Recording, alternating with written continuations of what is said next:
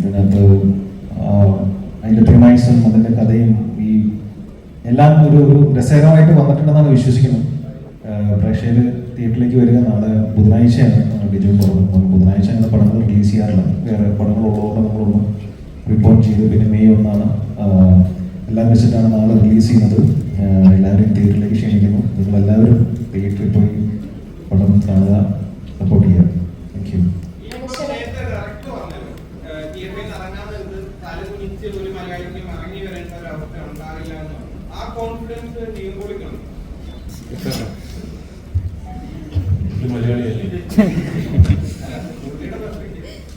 അല്ല, ഡയറക്ടർ കാണുന്ന ഒരു പേഴ്സ്പെക്റ്റീവിലല്ലോ ഞാൻ സിനിമ കാണാൻ. എനിക്ക് ഈ സിനിമ കണ്ട് എനിക്കൊരു തൃപ്തി കിട്ടിയിരുന്നു. രസമുണ്ടല്ലോ സിനിമ.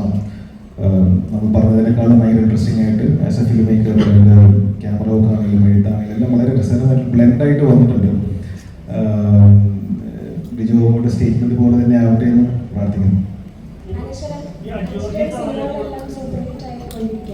അപ്പം ഒരു നടിയുടെ നിലയിൽ അങ്ങനെ ഒരു ഇത് വന്നു കഴിയുമ്പോഴത്തേക്കും വലിയൊരു ഉത്തരവാദിത്തമല്ലേ ആ സിനിമയ്ക്ക് വരുന്നത്. അപ്പം അതിനെപ്പറ്റി എന്താണ് പറയാനായിട്ട്?